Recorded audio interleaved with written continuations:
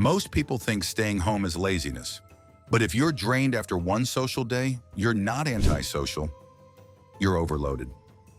Watch this video to discover the 5 insights that turn isolation into quiet power. Research shows that nearly 50% of adults report feeling mentally drained after a single day of heavy social interaction. Yet society often labels them as antisocial or introverted. The truth is far more nuanced.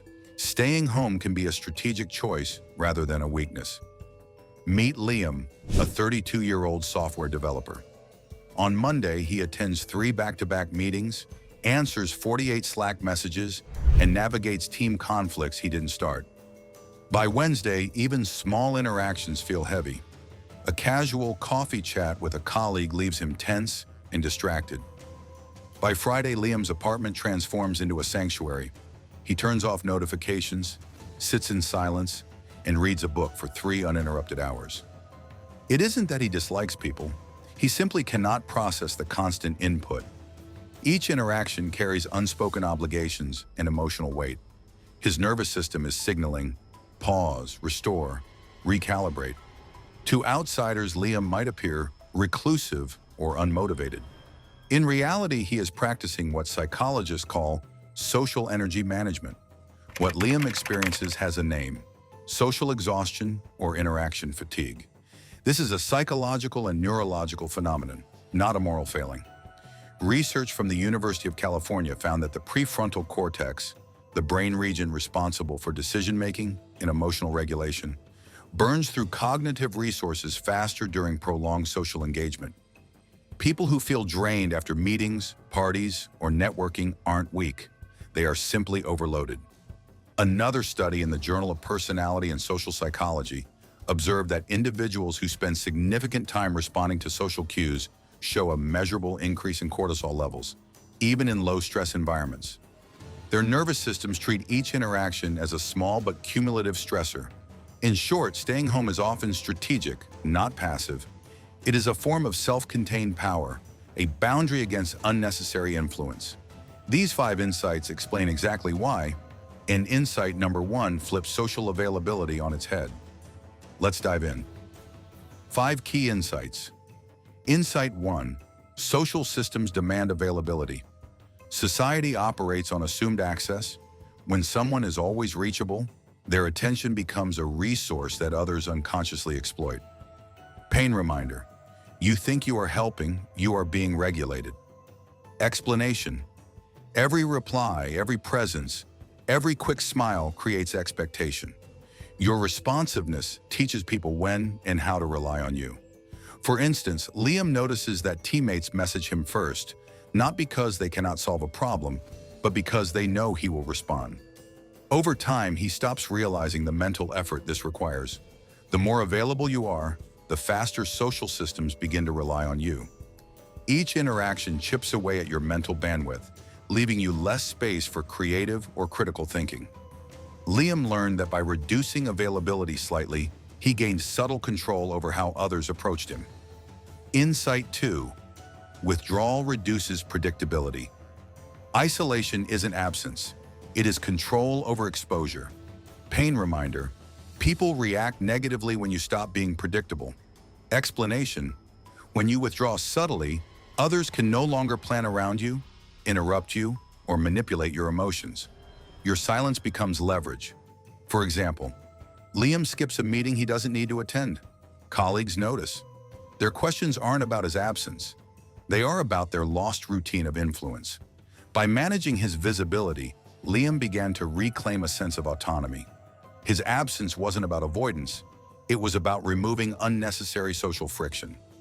Predictability in social systems often functions as a lever others use unconsciously, and reducing predictability allows you to reset that dynamic. Insight 3. Social exhaustion is cumulative energy. Depletion isn't obvious in the moment. It accumulates silently, much like chronic stress. Pain reminder. You think one conversation is harmless? It isn't. Explanation. Each interaction requires cognitive filtering, anticipating reactions, smoothing responses, managing impressions. Even minor conversations add friction to your brain. For example, Liam spends 30 minutes explaining a simple project update, mentally rehearsing phrasing to avoid conflict. By evening, even the smallest request feels draining. This cumulative effect is why people often underestimate the mental cost of social interaction. What feels manageable early in the day can snowball into exhaustion. Understanding this is critical. You aren't lazy. Your nervous system is signaling limits. But insights number 4 to 5 reveal how home time rebuilds real authority, especially number 5 on selective interaction. Keep watching. Insight 4. Time alone restores internal authority. Time at home doesn't just recharge your energy, it restores internal autonomy. Pain reminder. Constant exposure fragments decision-making. Explanation. Isolation removes the friction of social expectation. When alone, your choices are unmediated. You act when necessary, not when expected. This is quiet power. For instance, Liam spends a Saturday without emails or messages. He plans a complex sequence for his side project without needing anyone's input. The work flows efficiently. Alone time lets you reconnect with your priorities, realign intentions, and make decisions from a clear mind rather than a socially influenced one. For many, this clarity is the difference between reactive living and deliberate living. Insight 5. Selective interaction rebuilds influence. Not all absence is equal. Strategic withdrawal increases perceived value. Pain reminder. Over-availability dilutes respect. Explanation. Scarcity drives attention. When you are present selectively, each interaction carries more weight. Social systems adjust, consciously or unconsciously, to the rhythm you set. For example, Liam now responds to key meetings only. Colleagues wait for his input. His absence isn't criticized, it is noted. Influence subtly shifts toward him. By carefully choosing when to engage, Liam learned that absence can be a tool for subtle authority. People begin to value your presence and expertise more because it is not constant. This is not manipulation, it's energy sovereignty. Here's the 3-step action plan to make this your reality. Starting with response control that shifts social dynamics overnight.